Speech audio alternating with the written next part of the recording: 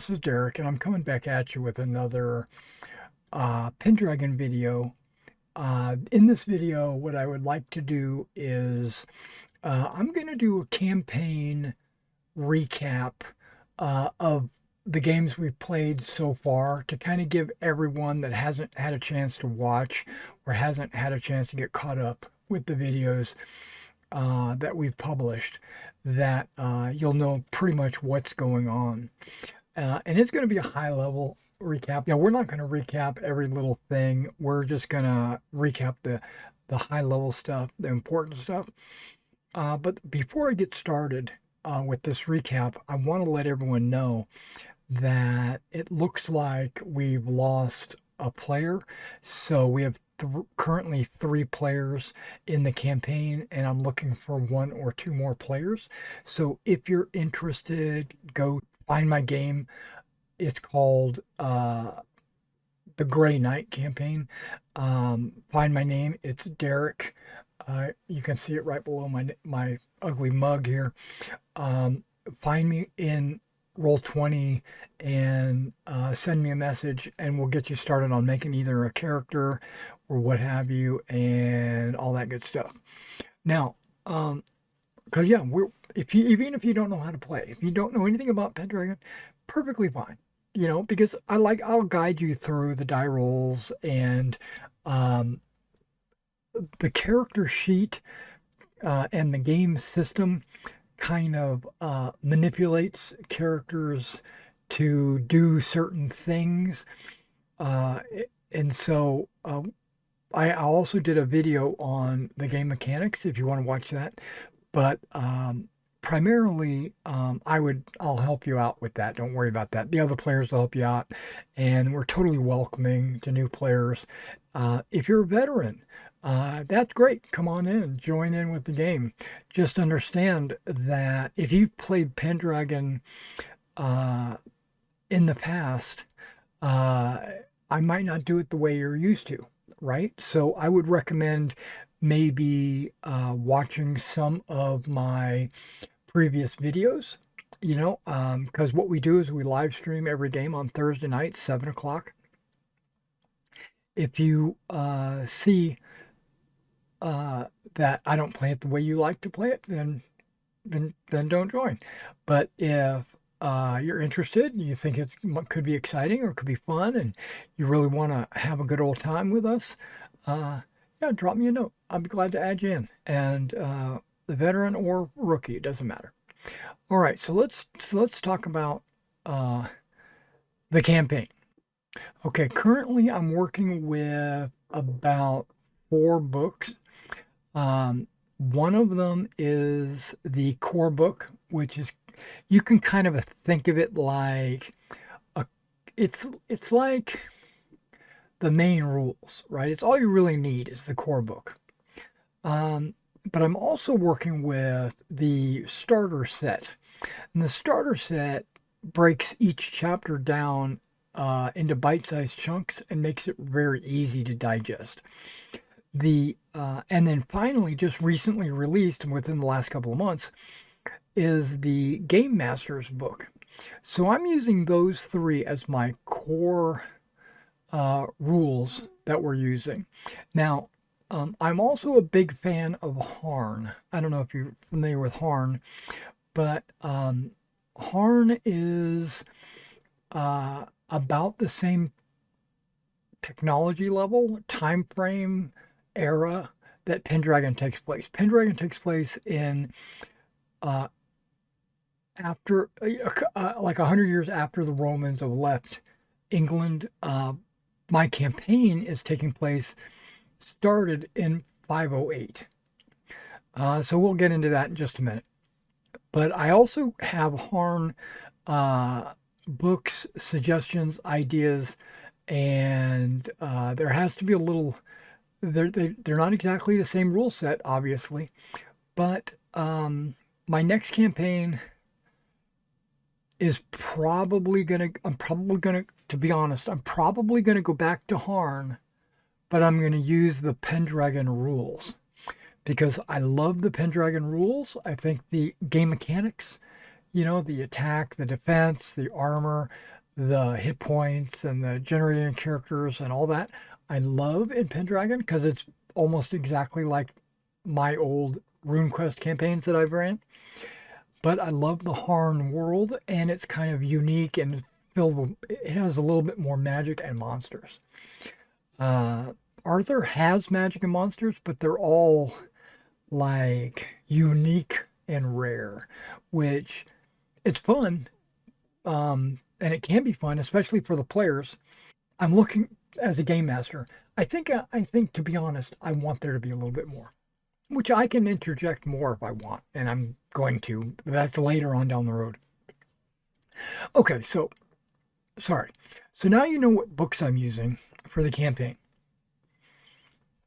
The Game Master's book has 2 years worth of the campaign. It has 508 and 509. And there's scenarios and missions and quests and stuff like that in the Game Master's book.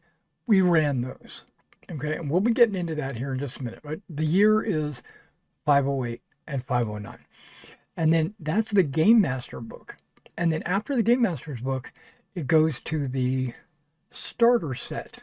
The starter set has 510, 511, and 512. Right? And so what we're going to do is we're currently in the middle of the 511. So, which is, and I am using the Adventures Quest modules, if you wish, from the starter set. Now, there is the next book is not the core book. The core book doesn't really have any adventures, but there's they have a campaign book which is called, well, actually I've got a couple of campaign books. One is called The Great Pendragon Campaign. The Great Pendragon Campaign it covers, it's disappointing in a way, okay? And mainly because it covers so many years, like the Uther period, the Anarchy period, the Boy King period, the Conquest period, the Chivalry period, and the Romance period, which spans about 100 years, right? Which is great, but because they put 100 years into one book, you're only getting about 2 pages, if that, per year. And one of the pages is the winter phase, the feast and stuff like that for the winter. And then the second page is like an adventure that takes place during that year. And that goes on for 100 different years. And personally, and my players, they want more than just one adventure per year. I understand that's the going rate, but we like, extended quests and stuff like that. And the new books provide that. So the new campaign book is called the Grey Knight Campaign, which we are playing the Grey Knight campaign, or we're going to, but it doesn't start until 513, I think. I think it's 513. So it goes 13, 14, and 15.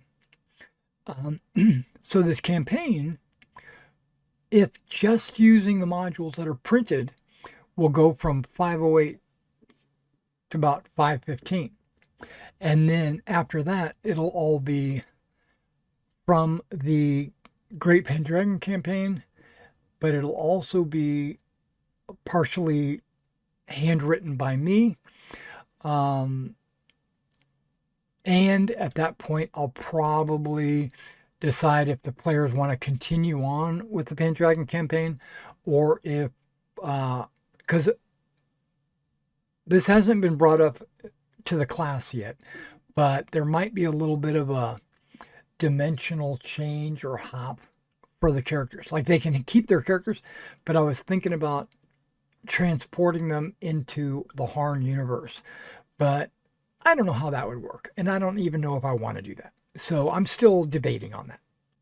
So let's talk about the 3 years that we've done. We've done 508, 59, 510, and we're just now into 511, right? Um, okay.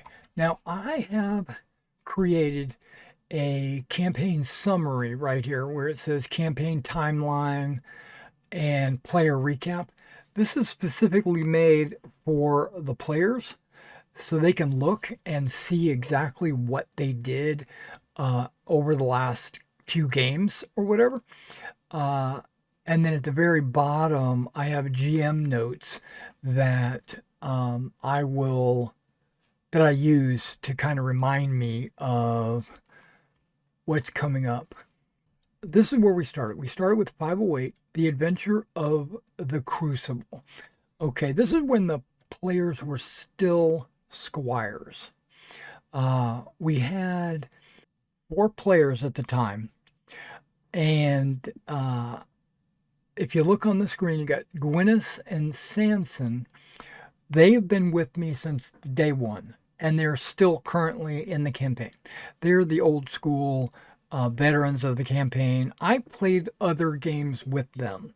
This is not the first time I've played with Sanson or um, well, his real name, uh, well, his we call him Shogun, and Gwyneth is Mason. We've played other games before, and but these new players, they came into the game to join with us, and there was a Saxon raid into Salisbury. The players are all vassals or servants of Robert, and uh, he's also a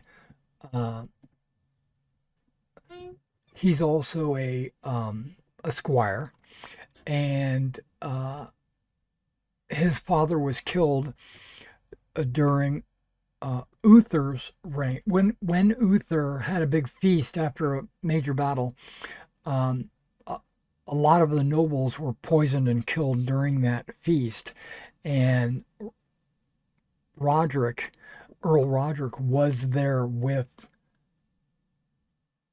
um, Uther and was killed. And that's 15 years. It's been about 15 years, and it's the time for the last 15 years has been called the anarchy period because there has not been a one true king. There's a bunch of kings that have a lot of kingdoms inside of England, but they're not united under one banner.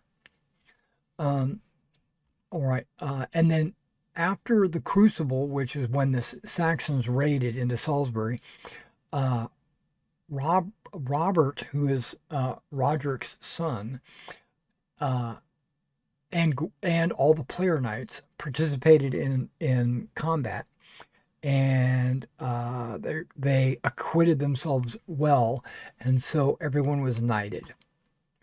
Okay, and then we go move on to 509.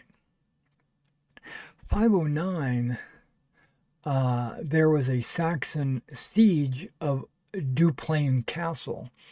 The players participated. Well, everything on here the players participated.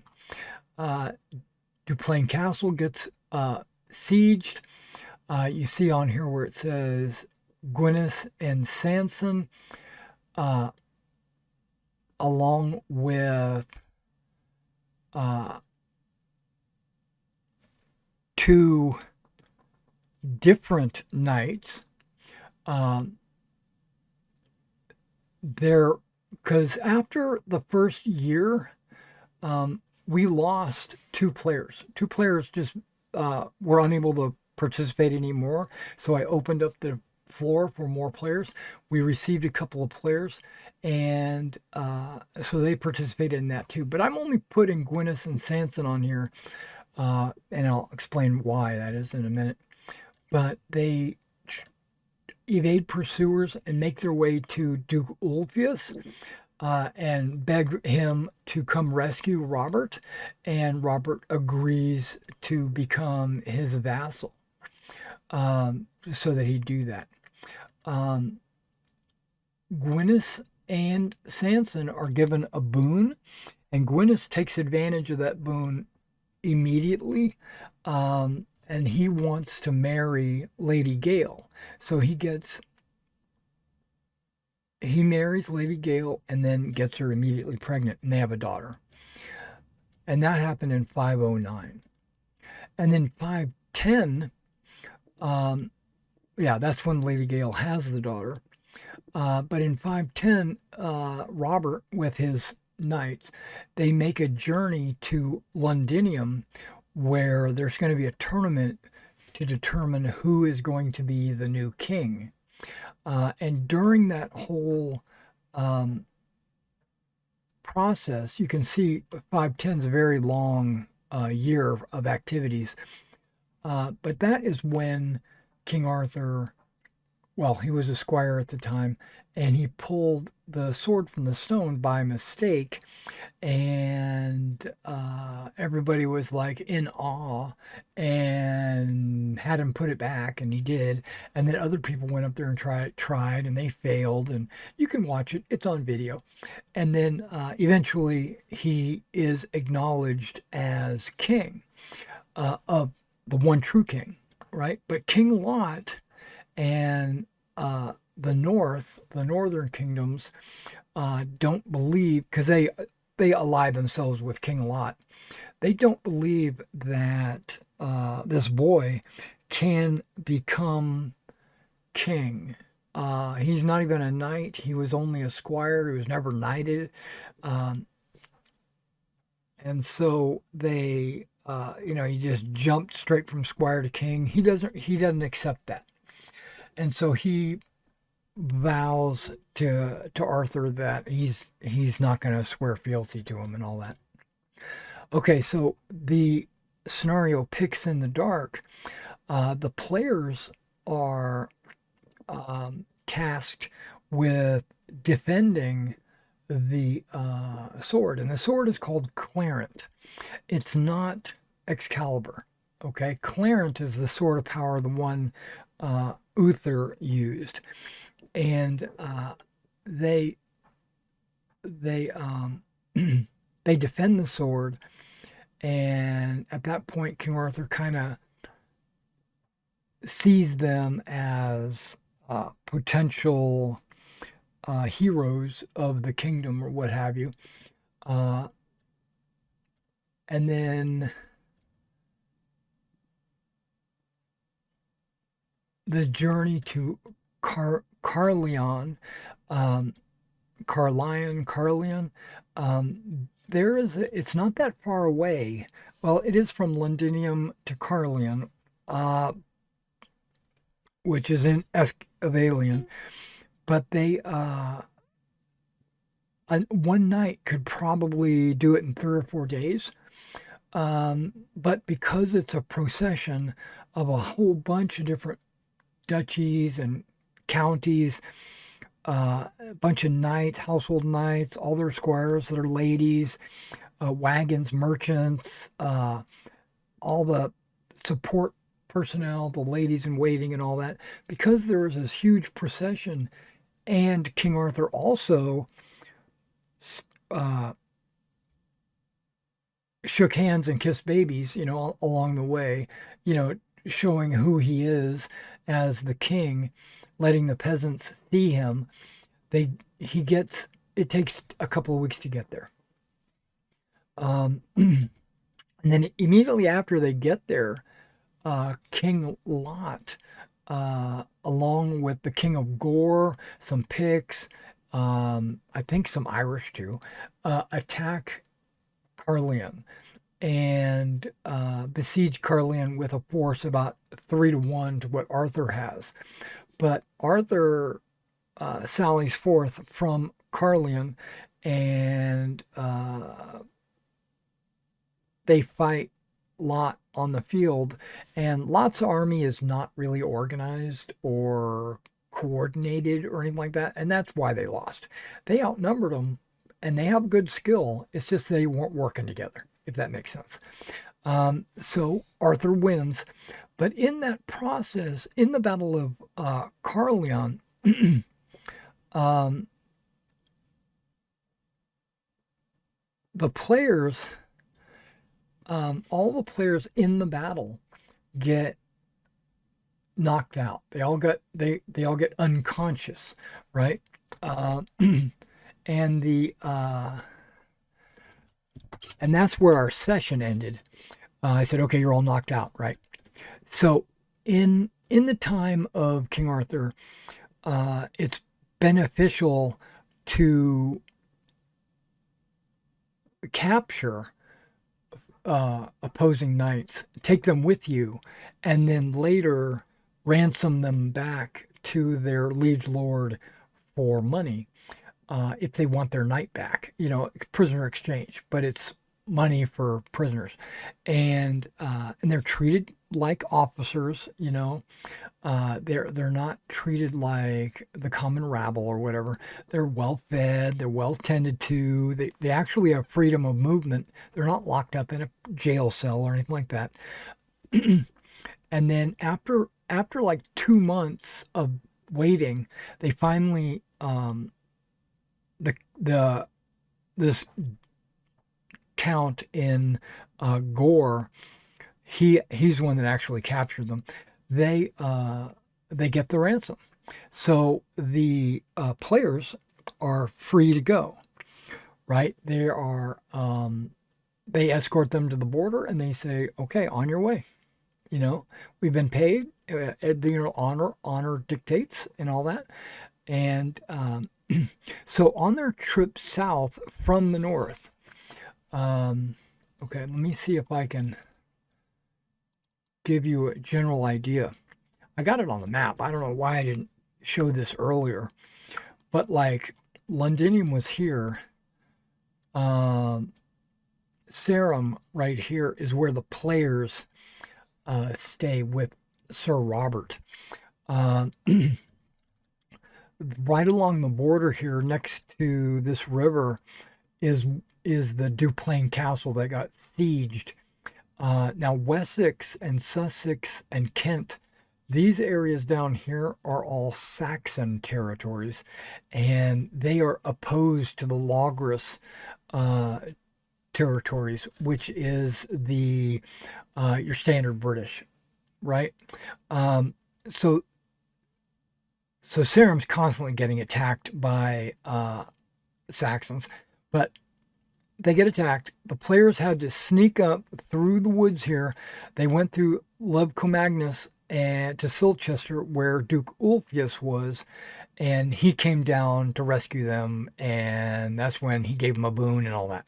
Okay, so that was good. Now, the tournament of the king took place in Londinium, and that's where the sword and the stone and the anvil took place. And then to go from Londinium to Carleon, which is right over here, took them 2 weeks of travel. Where if it was just one night with his squire, he probably could go a day, maybe 3 days, maybe 4 days. I don't know what the math is, but it wouldn't take that long. Okay, and then the Battle of Carleon was here with King Lot and the players and everyone else, and then after that, they were kidnapped or captured. Not kidnapped. They were captured by, I'm scrolling, this Kingdom of Gore. The Kingdom of Lothian is where King Lot is at.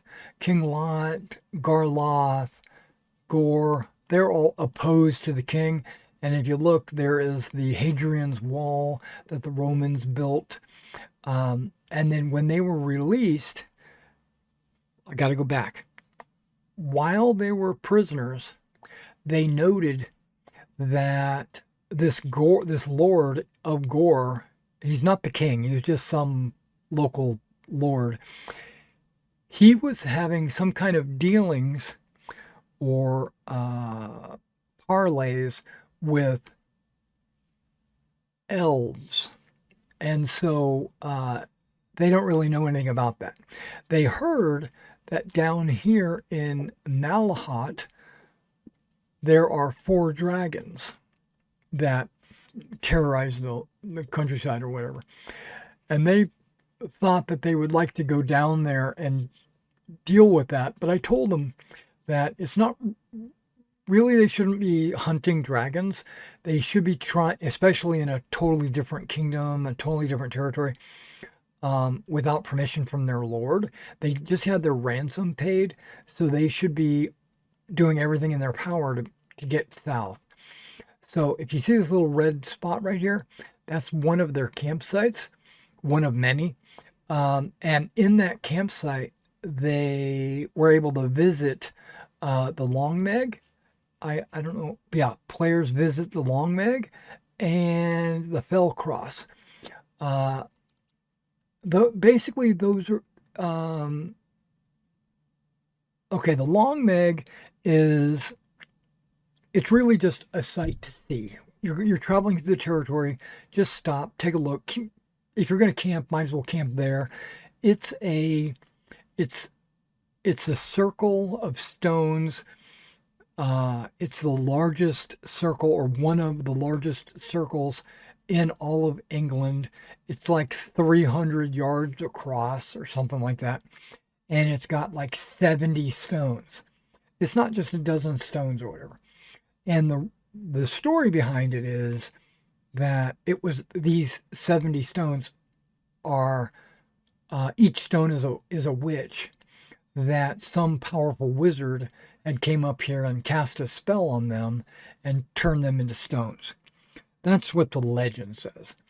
And no one's been able to successfully count the stones because every time they count it, they get a different number. The rumor is that if you count the stones correctly, you'll break the curse and the witches will all become free.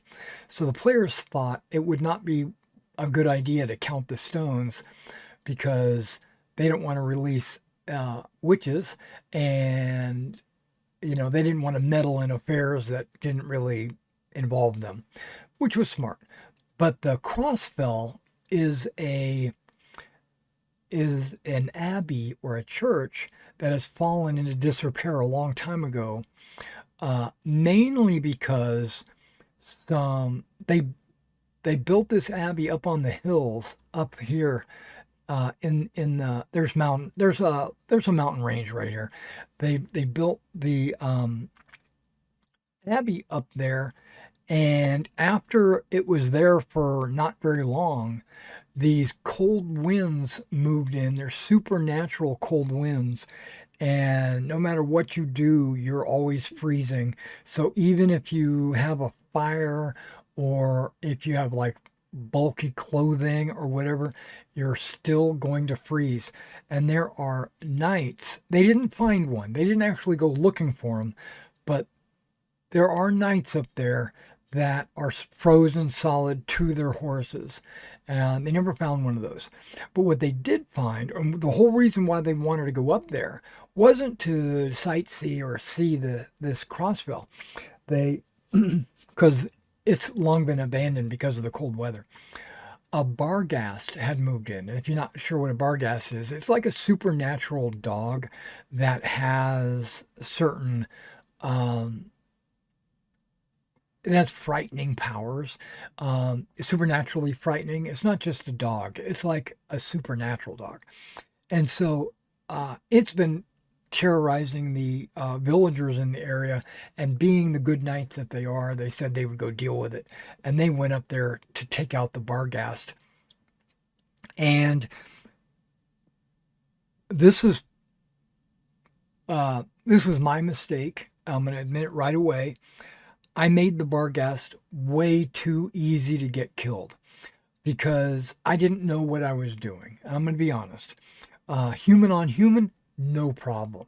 Elf on human, dwarf on human, no problem. Dragon, even, no problem. But a Barghast had a special ability that I didn't even know. I didn't even know this special ability until they had killed it. They were in the process of skinning it. And I said, oh crap, I just now see that it has this one ability. And it's probably the most powerful ability ever. And it just, a Barghast has to be killed in one blow. So you have to strike it down with one blow. And if you can't kill it in one blow, you take the damage instead. And just looking at these players, they're doing like 4d6 damage with their weapons, right? Most knights, that's what they do. You do 4d6 damage. Unless you're critical, and then you can do an extra 4 dice. But 4 dice is not enough to kill a Barghast. I think it has like 25 hit points. And even if you maxed out, you're getting only 24 hit points of damage. Plus it had like 5 points of armor or something like that. Not a whole lot, but enough to make it impossible unless they crit. So, oh well, they kill the Barghast, and I just played it off as, okay, you hit it, it died, and then we made the big long jump. I did not have them go village by village, town by town, through every little road. That's not how Pendragon or my campaign will ever be played. It's not like that most of the time.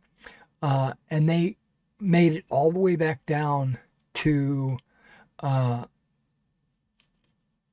Sept, right, where they gave the Barghast skin to Robert as a gift, and they said, for thank you for bailing us out and everything. Okay, we're back.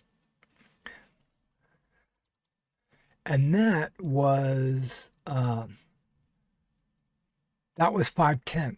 That was a lot of things happened in 10, and you can read this too. But in 511, that's where we're at now. There, during the Pentecost, which is a couple of months after Easter, Arthur holds a court in Carlion, and Robert is in attendance. He goes, and because the players are in Robert's immediate household, Robert has knights that have castles in his territory, and they have their own households, but Robert has the main castle, Sept, and in it he's got knights, and the players are in that group, and so they go with him to Carlion, right? Now Arthur, okay, first of all, there's a whole bunch of people there that are in attendance. One of them is the Queen of Lothian. Remember, that's where King Lot is from, and they don't have an interaction with her, but they just know she's present in the castle. Plus, a lot of other people like Merlin and some other people are in this castle, and so they're not really, but they're not privy to that, conversations. So they're just there in attendance to make sure Robert's tended to, and with their squires and their horses and all that stuff. And then the king requests that they come to his bedchamber because he wants to talk to them. Now, if you remember back in 510, just a year ago, almost exactly a year ago, Arthur met these knights fairly intimately because they help protect his sword from the Picts. And so he brings them forth and says he's got this secret mission, and he needs them to go ride north Now you can't see it on this map. I'll have to maybe pull up a different map, and I'm going to do that.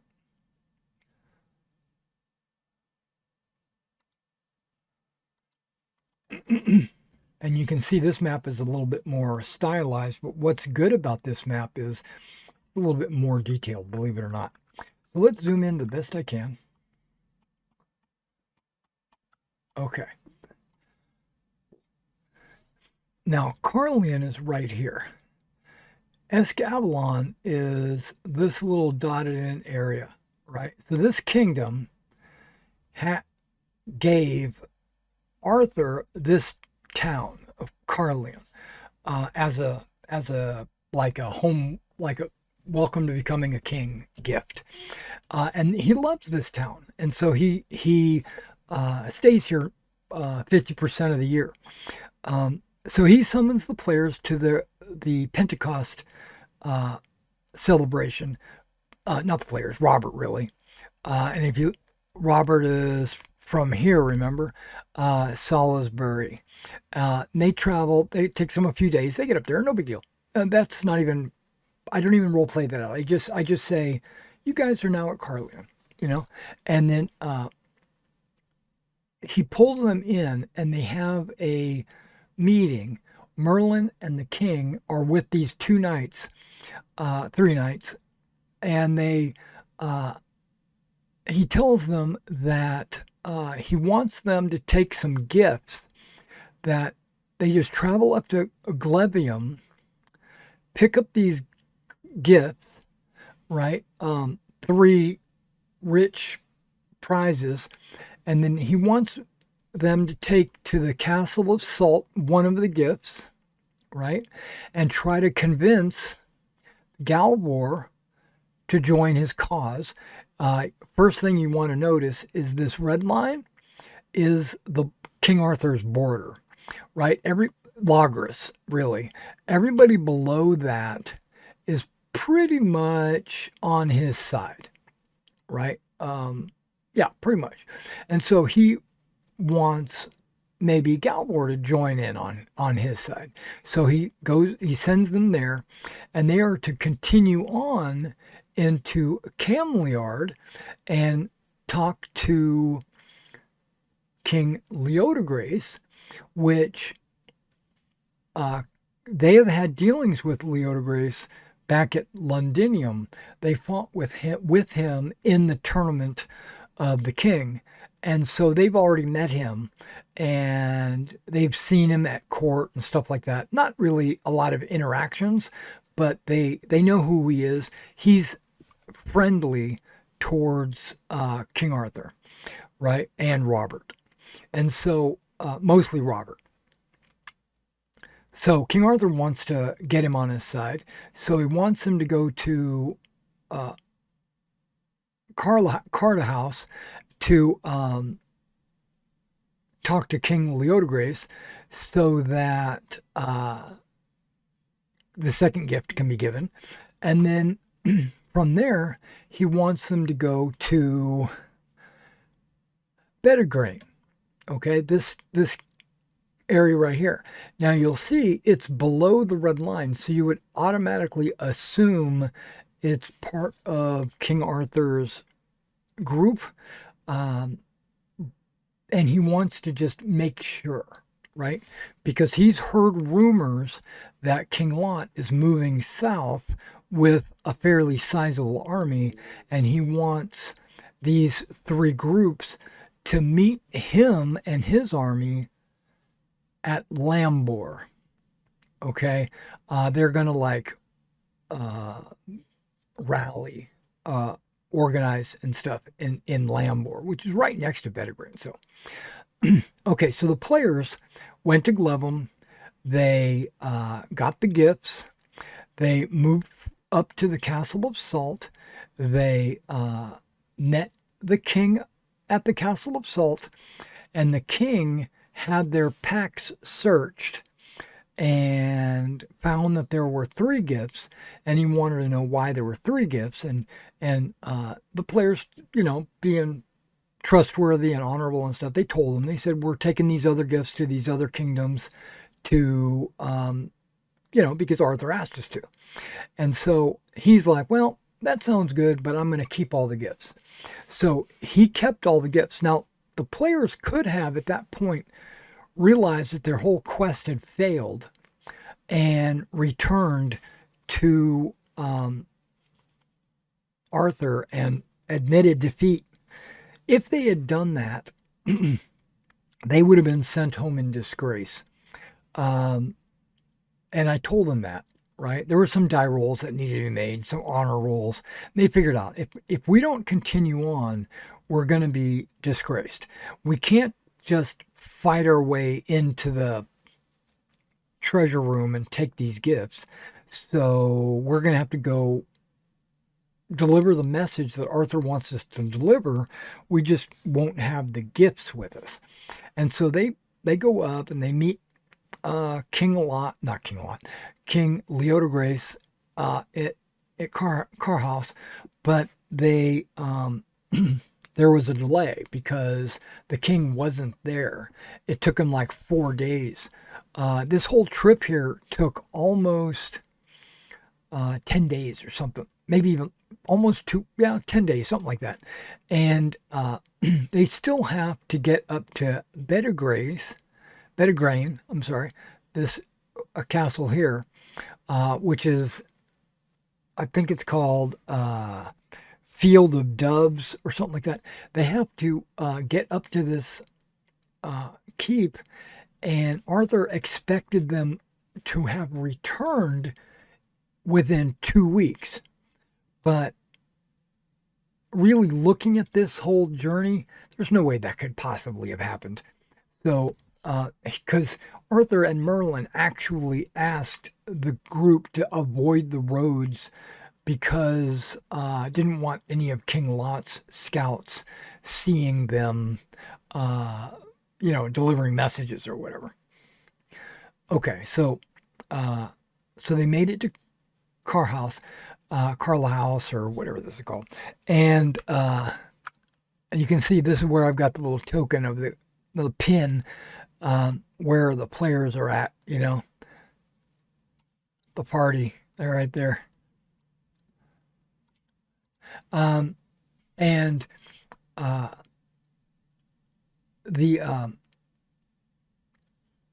that's where we ended it, right? Where on the following day, we're going to start the next day, this Thursday, with them traveling from Carla House, or whatever it's called, Carbalahaze or something. I don't know. And they'll have to travel up this road or whatever, or somehow to get to Pendragon. And it's not that far away. Maybe a day, 2 days most, or whatever. So they'll have gotten there before the 2 weeks is up, but they will not have returned by the way the 2 weeks is up. And I think I'm going to reword what Merlin said, and that's be sure to complete your mission in 2 weeks and then return to us. So it would have given them the 14-day window to get there, which I think would have been reasonable. I think I might have misread it or something like that. Or even if I didn't, I'm going to change it because they didn't dilly-dally. They didn't go on other quests, or because there was a couple of other quests that presented themselves, and the players refused to do them because they knew they had a time limit on their mission, which I praise them for. Okay, guys, I've been giving you a little recap for the last few years here, and I hope you enjoyed it, and I hope it catches everybody up. If you are interested in joining the party on their adventures in King Arthur's England, let me know and we'll get you into the game. I really appreciate it. And we're on Thursday nights, 7 o'clock. I also have a little bit of news. Roll20 is the game system that you're seeing right here that I'm using. Roll20 has a convention coming up on the 26th, 27th, and 28th, which is a Friday, Saturday, and Sunday. And there is a chance to win a year's pro membership. And